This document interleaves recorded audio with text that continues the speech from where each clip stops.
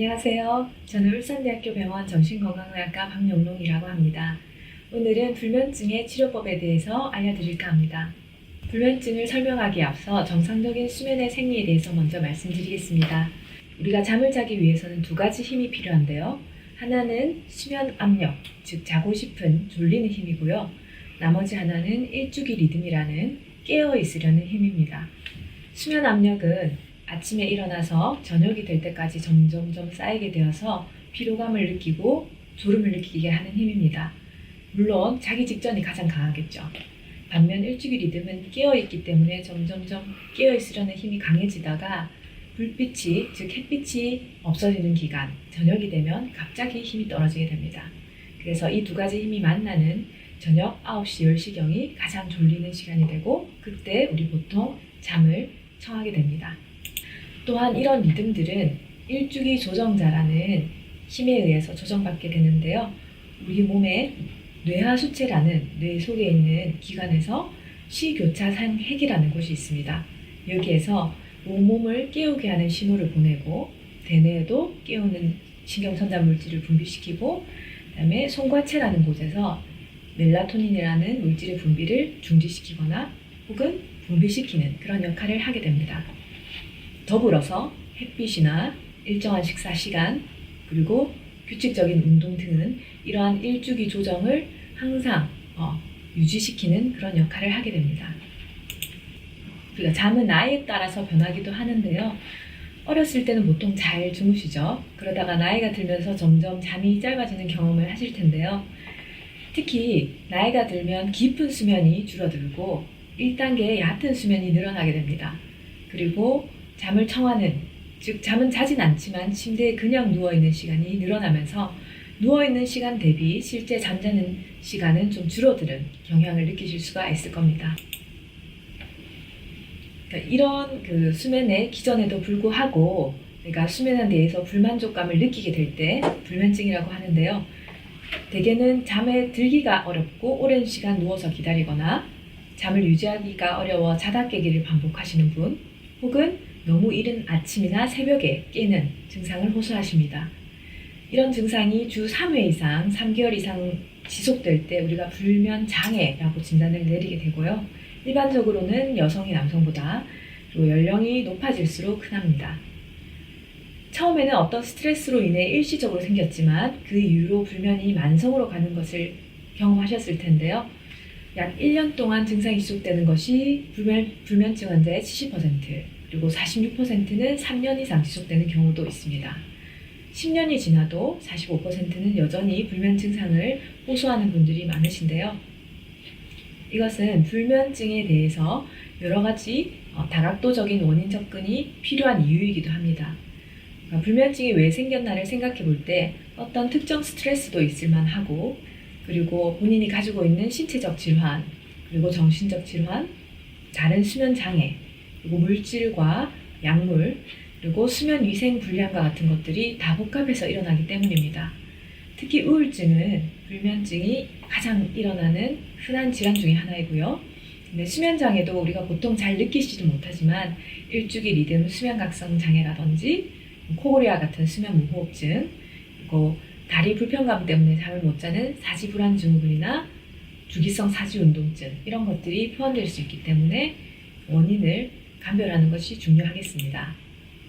그래서 저희가 불면증을 가지고 오시는 분들을 진단 내리는 순서들을 좀 말씀드리자면 먼저 수면 병력을 잘 듣는 것이 중요합니다.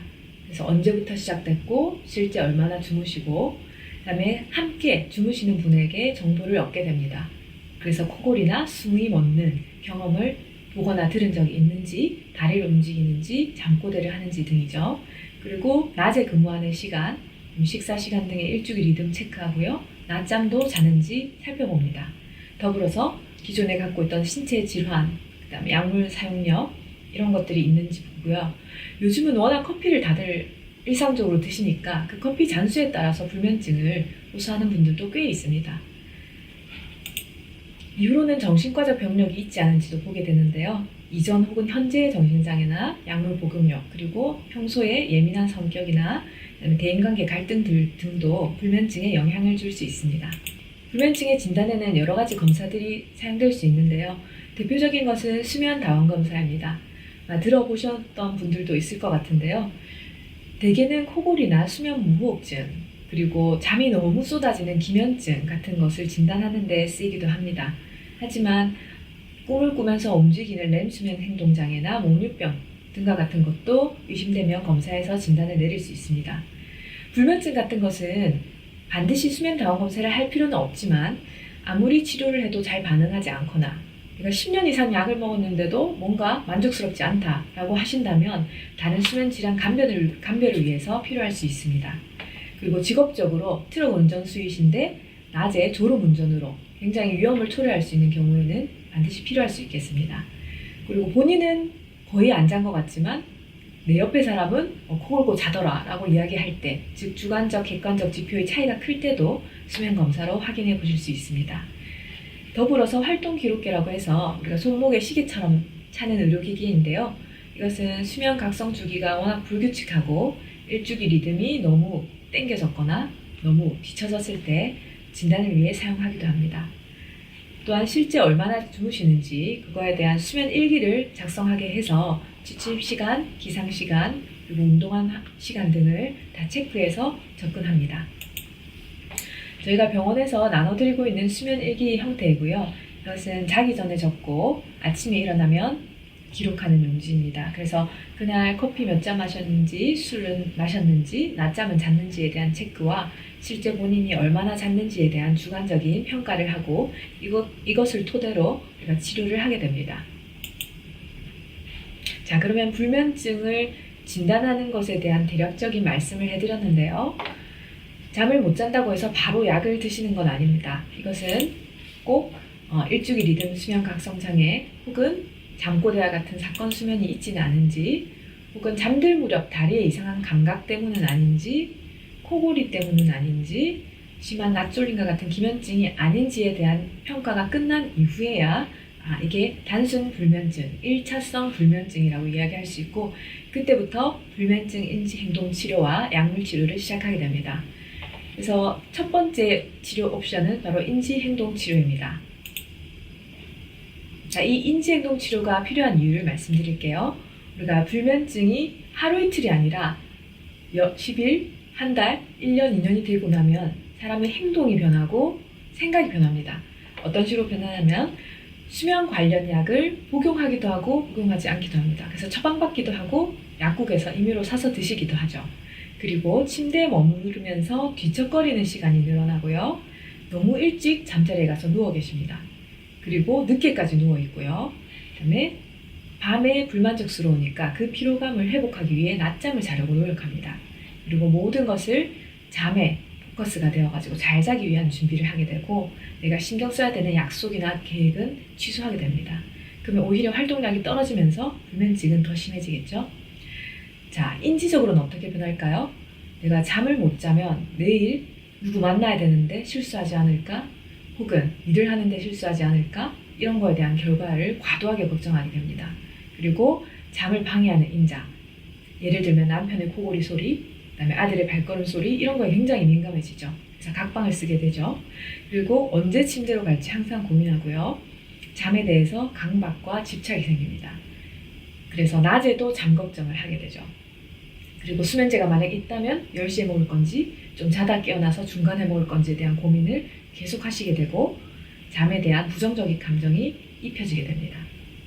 이런 것들을 해결하는 것이 바로 불면증 인지 행동 치료라고 생각하시면 됩니다. 그래서 이것을 보시는 분들도 오늘 이거 배우셔가지고 집에서나 병원에서 바로 쓰시면 좋을 것 같아요. 그래서 불면증 인지 행동 치료는 이렇게 5가지 제목을 가진 프로그램으로 구성이 되어 있지만 그렇게 어렵진 않습니다.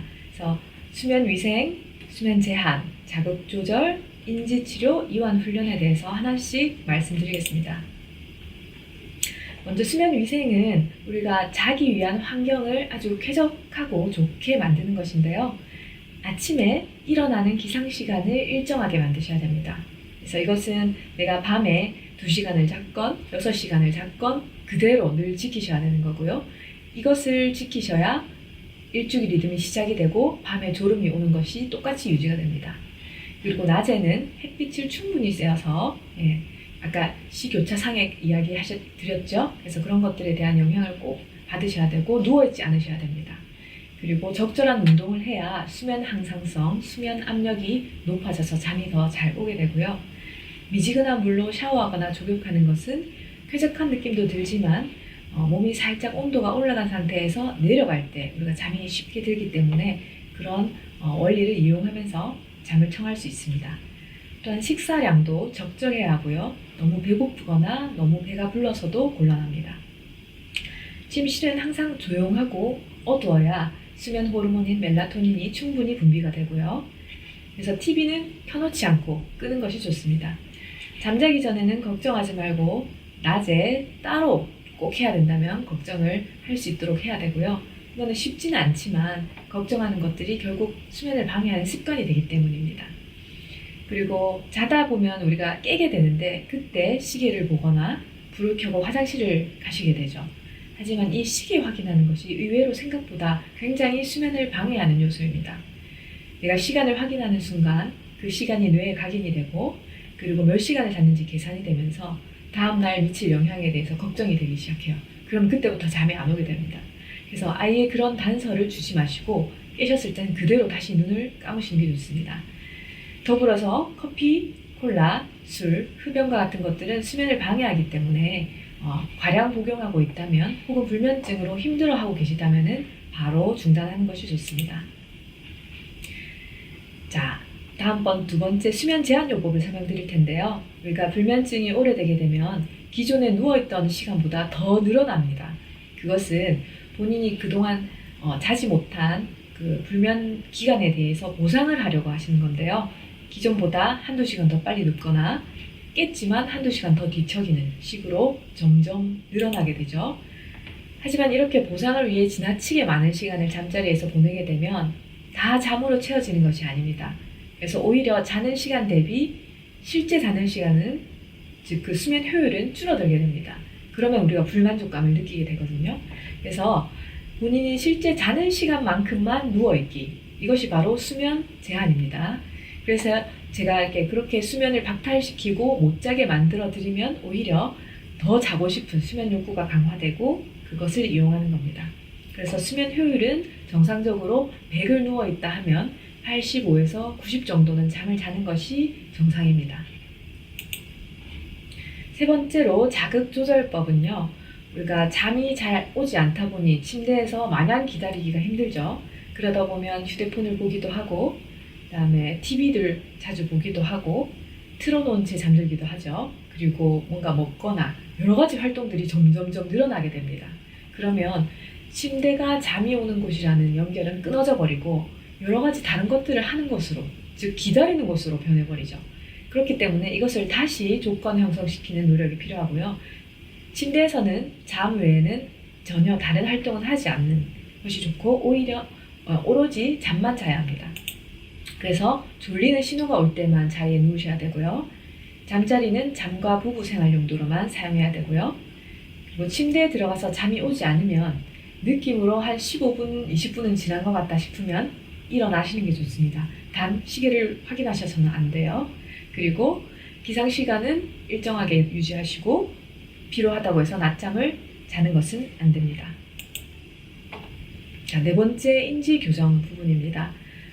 불면증 환자분들에 대해서 진료를 하고 이야기를 하다 보면 수면에 대한 역기능적 사고, 즉 과다한 기대가 많은데요. 예를 들면 나는 1시간에 8시간 정도 숙면을 취해야 한다 라고 이제 70대, 80대 할아버지께서 이야기하시면 제가 아까 처음에 나이에 따른 수면의 변화 말씀드렸죠. 그래서 8시간 숙면을 취하는 것은 이 나이 때는 이루기 어려운 기대치라고 말씀드립니다. 그래서 적정 시간은 6시간 정도라도 충분하고 그런 식으로 교정을 해서 안심시키면 훨씬 더 본인이 불만족감을 덜 느끼게 되죠. 그리고 부족한 잠을 어떻게 서든지 보충하려고 하는 것들, 그래서 낮잠을 자려고 하는 것은 결국 장기적으로는 수면에 전혀 도움이 되지가 않습니다. 항상 아침에 일어나면 그날 밤은 다 잊어버리시고 새로운 아침, 새로운 하루를 출발하셔야 돼요. 그리고 잠을 못 자면 건강을 해칠까 봐 걱정된다. 이런 생각 좀 많이 드시죠, 그죠? 예, 아무래도 내 질환도 있고 관리를 해야 되니까 상당히 많이 이야기하십니다.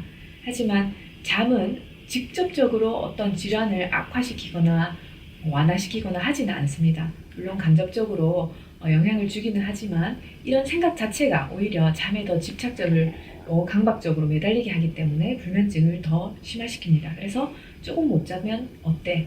오늘은 그런 날인가 보다 라고 생각하시는 게 좋습니다.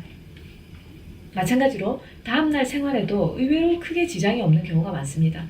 우리가 늘 하던 일 하고 늘 루틴대로 집안일 하면서 살죠, 그죠? 잠 못 잔다고 크게 그게 지장을 받지는 않습니다. 그래서 좀 무덤덤해질 필요가 있는 거죠. 그리고 잠은 내가 영영 통제하지 못할 것이다. 어떻게 할 수가 없다. 이렇게 생각하게 되면 우리가 자연히 수면제, 약을 자꾸 찾게 됩니다.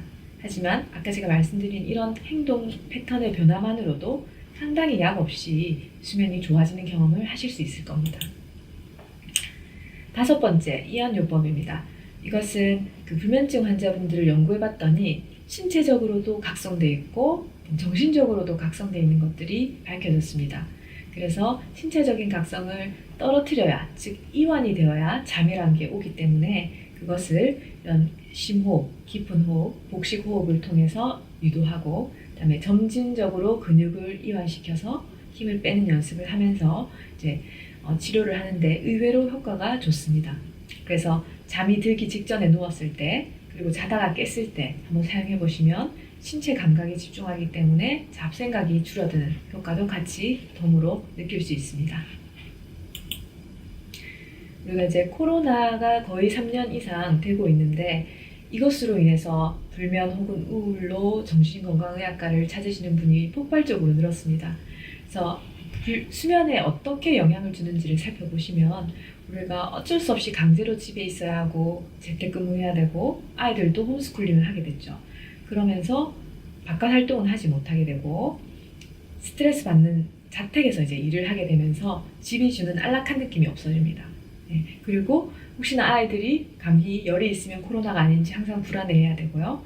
그러면서 빛의 노출도 줄어들고 운동량도 줄고 식사량도 증가하면서 이제 체중도 늘어나죠. 이런 것들은 전체적으로 수면의 질을 다 떨어뜨리는 결과를 초래하게 됩니다. 특히 연구를 해봤더니 35세 이하의 젊은 나이, 그다음에 여성일수록, 그리고 정신질환을 가졌던 분일수록, 그리고 이런 스트레스를 가질 수 있는 뉴스에 노출이 많이 될수록 더 힘든 심리 상태를 경험했다고 합니다. 그래서 우리가 코로나도 코로나지만 또 최근에 이런 할로윈 비극도 있었잖아요.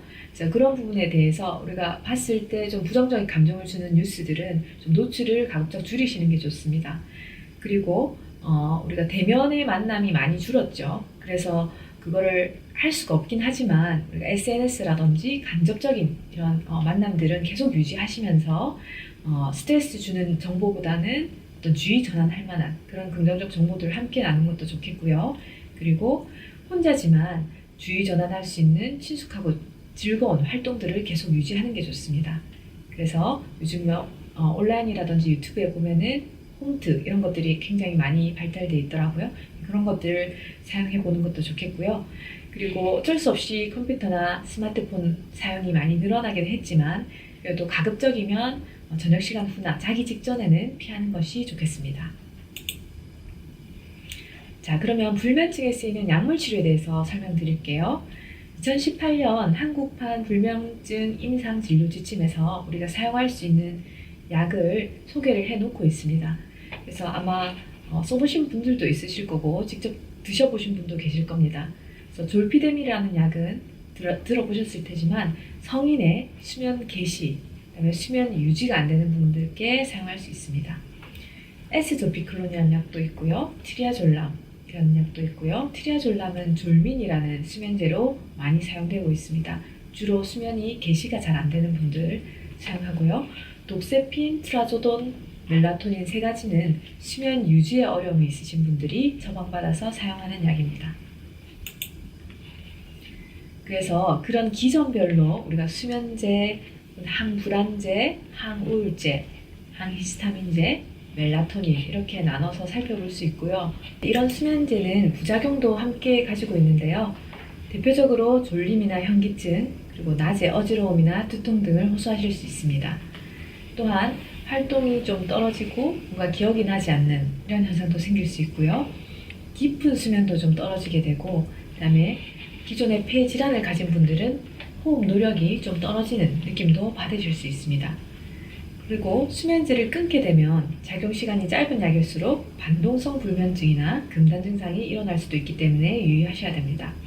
그리고 나이가 드신 분이나 여러 가지 신체 질환이 동반되신 분들은 수면제를 드셨을 때 부적절한 말을 하신다든지 기억이 나지 않고 날짜를 헷갈려 하시는 등의 선망 증상을 보일 수 있고, 그리고 목류병이라고 해서 자다가 깨서 일어나서 기억나진 않지만 뭔가 냉장고 음식을 먹는다든지 하는 이런 행동의 문제를 보일 수도 있습니다. 그래서 이런 수면제의 내성과 의존, 부작용에 대한 염려 때문에 우울증 치료가 아니라 수면 목적으로 소량의 항우울제를 사용하게 되는데요. 작용 원리는 우리가 각성 호르몬, 각성의 신경 전달 물질들을 줄이는 항히스타민, 항세로토닌, 그다음에 항아드레날린 등에 대한 원리입니다. 그래서 이 약을 쓰게 되면 비교적 남용의 위험이 적고 내성도 없고 효과도 오래가기 때문에 쓰게 되고요. 독세핀, 아미트릴틸린, 트라조돈, 몰타자핀 등이 있습니다. 멜라토닌은 우리가 멜라토닌 수용체에 작용하는 효연제인데요. 서카딘, 이지딘이라는 약명으로 판매되고 있고요. 주로 55세 이상의 수면 유지장애 쓰이고 있습니다. 수면제보다는 작용은 조금 약하지만 순하고 부작용이 덜한 약으로 생각하시면 되고요. 특히 시차장애나 교대근무 장애가 있으시면 필수적으로 사용하게 됩니다. 의존이 없다는 장점이 있고 벤조 계열의 약물에 복용 거부감을 가지신 분들에겐 적합하지만 비보험으로 다소 비싸다는 점, 그리고 자기 1시간 전에 복용해야 되고 좀 한 달 이상 길게 복용하셔야 효과가 있다는 점은 알고 계시면 좋겠습니다. 자, 그러면 수면제를 먹으면 치매에 걸리나요? 라는 질문을 제가 외래에서 많이 받고 있는데요. 이 부분에 대한 것만 제가 좀 말씀드리고 이제 불면증 치료를 마칠까 합니다. 정답부터 말씀드릴게요. 먼저 수면 장애와 우울증, 이 두 가지가 기억력 저하와 관련이 있습니다. 그리고 약물도 인지 기능에 장단기로 영향을 주기 때문에 주의하셔야 되고요. 하지만 치매에 대해서는 아직까지 알 수 없다입니다. 자, 수면은 우리가 사이클이라고 해요. 그래서 늘 깊은 수면을 자는 것이 아니라 깊었다, 얕았다, 깊었다, 얕았다 하는 이런 사이클을 4, 5회 정도 그리게 됩니다. 그래서 이렇게 얕은 수면, 렘 수면이 되면 저절로 깨게 되거든요. 자, 근데 이 렘 수면과 난렘 수면은 서로 기능이 조금 분담되어 있습니다. 그래서 렘 수면은 감정의 기억을 저장하게 되고요. 감정 조절하는 역할을 하게 됩니다. 반면 난렘 수면은 노화로 좀 줄어들게 되는데 학습 능력, 그리고 기억 저장 이런 것들을 담당하게 됩니다. 그리고 뇌 속에 쌓인 아밀로이드 단백질이라는 노폐물을 청소하는 기능도 하게 됩니다. 그래서 이것을 종합적으로 보면 적절한 수면 시간을 유지하는 것은 감정을 조절하고 기억을 강화시키고 그다음에 몸의 피로감, 항상성을 회복하는 데 중요하다고 볼 수 있죠. 그리고 우리가 깊은 수면, 서파 수면이라고 하는 그때 우리가 글림프계라는 이런 현상이 생기게 되는데요. 일종의 하수도망이라고 생각하시면 됩니다. 우리 뇌에는 몸과 달리 림프절이 없어요. 그래서 노폐물이 빠져나가는 기관이 없거든요. 이게 우리가 잠이 들었을 때 깊은 서파 수면의 리듬에 맞춰서 뇌 척수액을 통해서 이동하게 됩니다. 그때 뇌의 악교세포가 뇌세포를 이제 쥐어짜면서 그러면서 이렇게 틈새 공간이 늘어나게 되거든요. 그때 이제 노폐물들이 빠져나가기 때문에 수면은 아주 중요한 신경학적 위생 처리 과정이라 할 수 있습니다. 그래서 노인의 경우 이런 수면 시간이 짧을 때 알츠하이머 치매와 연관성이 높은 아밀로이드 베타 프로테인이 점점 축적되는 것을 확인했고, 아무래도 이런 것들이 쌓이면 인지 기능이 떨어지지 않을까라고 이제 많이 추측하고 연구를 하고 있습니다. 그리고 잠을 못 자게 되면 여러 가지 메커니즘을 통해서 염증성 반응이 많이 활성화되게 되고, 그런 물질들로 인해서 신경세포의 손상을 더 가속화시켜서 또 치매나 인지기능 저하 같은 결론을 내릴 수도 있습니다. 조금 더 확실히 밝혀진 것인데요. 치매와 연관이 있는 것은 우울증 치료가 더 중요합니다. 그러니까 이제 2014년에 란셋이라는 아주 유명한 저널에 치매를 예방하는데 필요한 요소들을 제시했습니다. 그게 바로 당뇨, 고혈압, 비만, 활동 감소, 우울증, 흡연입니다. 그래서 우울증, 즉 이 우울증에 대한 치료, 항우울제를 썼더니 뇌에 아까 말씀드린 아밀로이드 베타 단백질이라는 노폐물이 줄어드는 것을 확인했습니다. 그래서 우리가 우울증이 있으시다면 그것이 인지기능을 떨어뜨릴 수 있기 때문에 그 치료를 조금 더 적극적으로 하는 것이 좋겠다라고 말씀드릴 수 있고요. 그다음에 벤조디아제핀 계열의 항불안제 약물은 실제로 단기적으로 장기적으로 인지기능을 떨어뜨린다고 알려져 있습니다. 그래서 스피드도 떨어지고요. 여러 가지 복합적인 집행 능력도 다 떨어뜨리게 됩니다. 그렇다면 약을 끊으면 다시 돌아올까요? 불행하게도 일부 기능은 지속적으로 떨어진다는 보고가 있습니다. 그래서 약을 쓰실 때도 반감기가 긴 약물은 좀 주의하셔야 되고요. 작용 시간이 긴 약물을 뜻합니다. 그리고 환경이나 유전자, 기저질환 등등에 따라서 용량은 다 개인마다 달라질 수 있기 때문에 약을 불가피하게 써야 된다면 약의 종류라든지 용량 같은 것들을 본인에 맞게 잘 조절해서 사용해야 될 것 같습니다. 자, 치매에 대해서는 의견이 분분한데요. 2015년에 메타 분석한 연구 결과에서는 장기간의 벤조디아제핀 계열을 사용한 사람은 절대 사용하지 않은 사람에 비해서는 치매 위험이 다소 증가한다. 하지만 이 결과는 아직 연구가 많지가 않고 보통 치매 걸린 분들이 처음 시작하는 증상이 불면증이기 때문에 또 그런 인과관계를 배제할 수가 없다라고 해서 이제 해석에 유의해야 된다라고 주장하고 있고요. 2016년에 어떤 또 결과에서는 벤조디아제핀이 노출이 있으면 약간 더 치매 위험이 높긴 하지만 그게 많이 먹었다고 혹은 길게 먹었다고 해서 그게 용량 비례하게 높아지진 않더라라는 이야기를 하면서 아직까지는 이 인과관계를 확실하게 뒷받침할 수는 없다라고 아직은 갑을 논박이 있고 그래서 이것들 참고하시면서 내가 약을 쓸지 말지에 대한 결정 그리고 이보다도 이제 인지행동 치료에 대한 좀 더 역할을 좀 강조하신다면 불면증에서 좀 해방될 수 있을 것이라고 생각합니다. 네, 그러면 제 강의는 여기까지였고요. 현재까지 집중해 주시고 들어주셔서 감사합니다.